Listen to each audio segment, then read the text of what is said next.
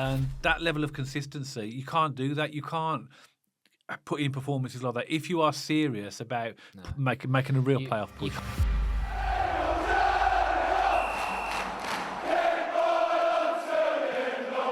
So welcome back to BCFC Royal Blue. And first of all, just a quick apology for myself and Dad. We literally got back from Millwall about 2:30 a.m. this morning. So this podcast is coming to you a couple of hours later than usual. And what a disappointing evening it turned out to be. A 3-0 defeat at the Den, a lack of intensity, lack of passion. Felt like we got bullied in that game. And there's nothing quite like Birmingham City to bring you back down to earth. And after that 10-game or 11-game run in the end, Dad. So 3-0, we were there. Really disappointing, wasn't it? Well, I think you've done the whole podcast in the intro there. I mean, it was so unlike us, in terms of what we've seen over the last couple of months. But it's about consistency, isn't it? And good teams and successful teams are consistent. What you can't do is you can't have performances like that. I mean, that was completely unexpected. And I think you mentioned we were out battled. We were bullied a little bit by them. And I think that's the disappointing bit for me, is that you could have the most skillful players in the world, but you're never going to win games against teams like this unless you stand up to them. And I don't think we did. I think we knew, we said in the preview, Chris Davis would have done his homework as well. They're a team that's direct, and they're more direct than we expected, but they're very direct. They're very strong. And what they do is they hit the high balls, they win the first balls, and they buzz around to win the second ball. You look at all 3 goals, which we'll talk about in a minute. So disappointing. And where was our defence? I know. The word that comes to my mind is steamrolled. Boys amongst men. Yeah. What's frustrating is we all knew the plan. Like you said, we all know Millwall are good at being direct. We know Millwall will out-battle you. They'll be really physical. We knew all these things going into it. We knew they were going to get the ball out wide and get it in. We knew we were going to shoot on sight, set pieces, pepper in the box. Like, we all knew this game plan. Like, why didn't the players, why weren't they prepared for this? It looked like Millwall were in a cup final. I don't mean that to say Blues and Millwall's cup final, but they were up for it and fighting, and we were just on a training pitch. Yeah. And that's what's disappointing, Dad. And by the way, I just want to say this first. There's been a massive meltdown on social media, which I don't quite understand. It's one game, it's disappointing. But I think what's disappointing, it's not the fact that we've lost 3-0, it's the way we've lost 3-0. And it's just that, we've all dedicated our time, we've travelled to London. I'm shattered this morning, Dad, and we get that in return. That's what's frustrating. It's the way we lost. It was the performance and the lack of edge. It was just disappointing. Yeah, do you know what, Matt? I don't think many Blues fans will disagree with that, because I think you watched that game and it didn't look like us, did it? It didn't look like the team that we've seen over the last couple of months. We'd not lost in 8 games before this, and we go there with expectations. This is what Blues do, It is what football does to you. It builds up your emotions, and in the back of your mind, you think, actually, we've got half a chance here, in terms of having a push for the players. Then you get a performance like that, and then suddenly the bottom falls out of your whole world, and you think, there's no way we're going to get playoffs playing like that. And at the end of the day, Matt, I think there's 12 games to go, so we are still 5 points off the playoffs, so it's not undoable. But there's so many teams around us that are all fighting for the same thing and will be more consistent. That's the only thing that really sort of makes me think that this is maybe a step too far for us this season, because I think that the competition at the moment for some of the clubs is stronger than us. And that level of consistency, you can't do that. You can't put in performances like that if you are serious about making a real playoff push. You can't have Watford away, Sheffield United away, QPR away, Millwall away. And what's really not worrying and concerning, to blow this out of proportion, is when we fall off, we really fall off, don't we? Yeah. Like last night was a completely different team, completely different performance. It's not like they edged it. No, they deserve to win it. They dominated. We didn't turn up. Yeah, it's bizarre, Dad. It's like there's no in between. Either we're excellent or we just don't even turn up. That's a really good point, though. And it's like polar opposites. And if you want to make the playoffs, or you want to do something serious in this division, go on a cup run, make the playoffs, get the automatics, you have to be more consistent. No, than that. Correct. I think Blues fans will be more forgiving. Obviously saw the reaction on social media. You've got to respect everybody's opinions. Of course. And we might think it's over the top, but to them, they obviously would be frustrated. And I think a lot of this comes from frustration. Of course. But ultimately, the team did let us down again. That came completely unexpected. But Millwall do what Millwall do, and like we've already said, there's no real surprise in what they're going to do. So the real sort of letdown for me was the way we didn't didn't try to combat them and stop them. Obviously we have to talk about their goals, and and let's make no bones about this. They were by far the better team in this game. By far deserved the 3 points. And you can see why under that performance, you can see why they're as high in the league as they are, because they are a decent team and they play some good football. I mean, that won't be by any means their best performance. I think we made it fairly easy for them yesterday. But they're good at what they do, aren't they? I throw Wrexham in the same camp, Dad. They're good at peppering the box, being direct, being physical, winning. As you said, I very deliberately made that soundbite at the start of the pre-video because it was such an important point about mopping up the second ball. Yeah. But teams like that are good at it, and they're not going to make it easy for you. And they punish you. I think teams like Millwall, Wrexham, who have that more direct style, they take their chances really well, don't they? They take half chances and really pounce on them. So, yeah, overall, really disappointing game there. But as you said, I guess we have to get into the actual nooks and crannies of the game. Yeah. But one final theme from me, which I was disappointed with, which blends into the level of intensity and stuff. We were allowing them far too much space. Yes. They could carry it 3, 4, 5 yards, even longer, 10, 15 yards, sorry. They were turning around, they were pinging passes. It was like, boys, once we went down to 10 men and it was 3-0, it really was curtains. But even before that, Dad, before their first goal went in, you could tell. It's the basics, Matt. We weren't even passing. I mean, for all of the plaudits we gave Beadle against Norwich, his kicking in this game was complete polar opposite. It wasn't just him. And again, I don't want to pinpoint any one player. I think the whole team is culpable here for this performance. I don't think anybody stood out. Yeah, you go through the whole team. You could name it. Even Stano had another poor game. Yeah.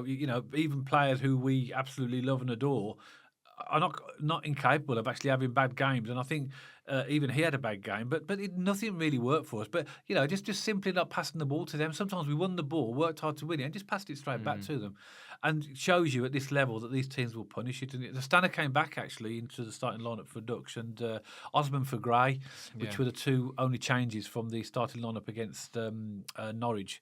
But let's talk about the goals then, Matt. So, Dad, that first goal, I've watched all three back now. I'm really disappointed with all three for different reasons. The third one, stinker. But first one, Dad, the ball goes long towards the back stick. A Millwall player heads it back.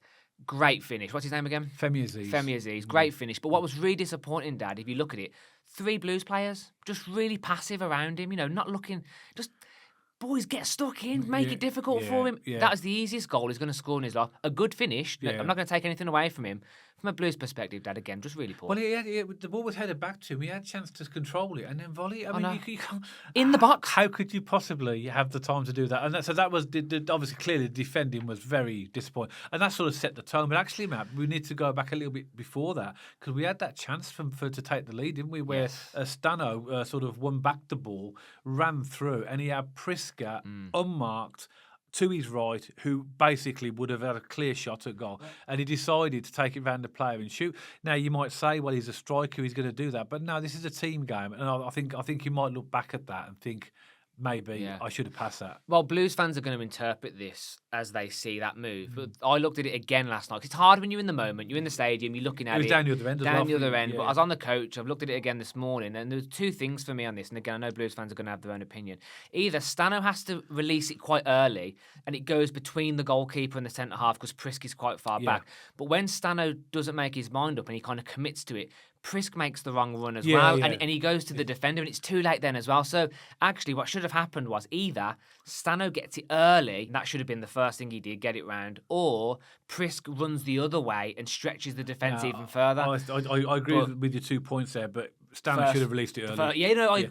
Because if he does that, he takes the need for risk to make another decision. Exactly. So Priska, to make another decision.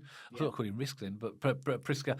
But yeah, I mean that was disappointing. I mean, Stano's like he needs goals. He's a striker, but you got to look at your teammates in just like Priska did for Dutch against Norwich, wasn't it? Good point. So it's the same. It's the same thing. It's a team game, and I think Stano will look back at that and be disappointed, because when I look back at it as well, I thought I should have passed that. And again, Dad, this is a complete unknown, but 1-0 away from home, that changes the game at that point, doesn't it? Yeah, but it weren't to be. But we're playing around with hypotheticals that we would never know what would happen. But that would make it difficult then. Yeah, and so it was 1-0 down, and then not long after they scored again, didn't they? Their second goal came.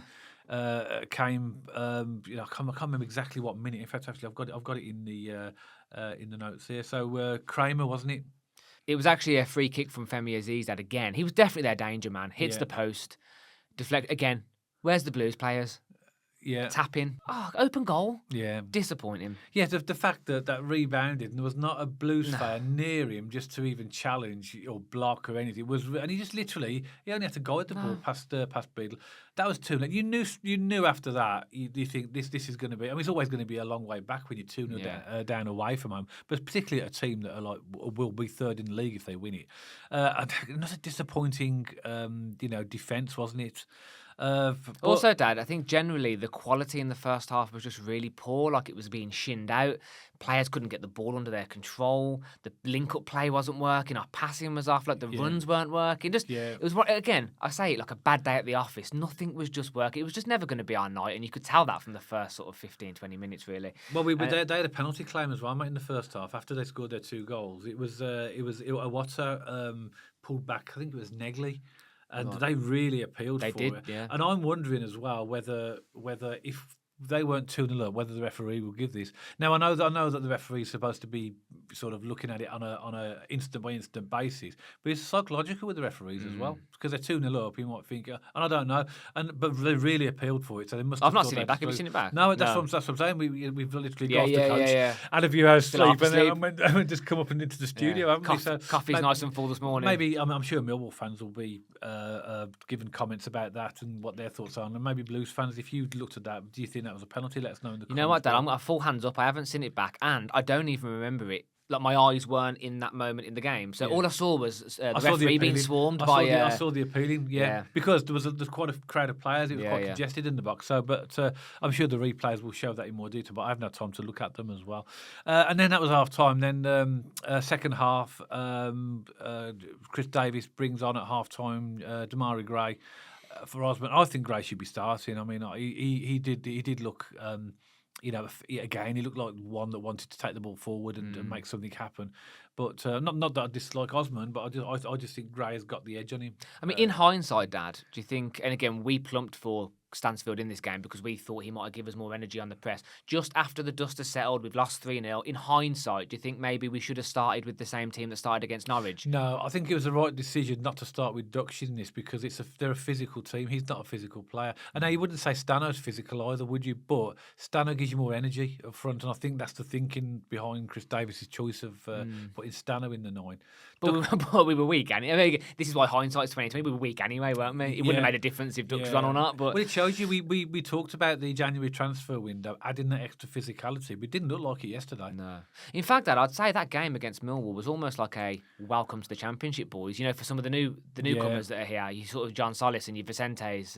You know, it was almost like welcome to the Championship because I think if you're going to play your Millwalls, you know, they are going to give you a tough time physically. So I think he's another player with a poor game as well, Vicente. You know, I think they've done their homework on him because and obviously would look at what he did against Norwich. Completely took him out of the game in terms of the ball wouldn't even stick to him. You know, he seemed to he couldn't get it to stick. You know, and he kept pinging off his shin and off his foot, and he keeps getting tackled. Anyway, but like I say, I'm not picking on Vicente either. I'm just saying everybody's culpable in this game. But then half time happens, and then within 4 minutes they're 3-0 up. And this is the worst goal of all in my. This is like a punch in the face. The way this happened wasn't it? It was Cooper.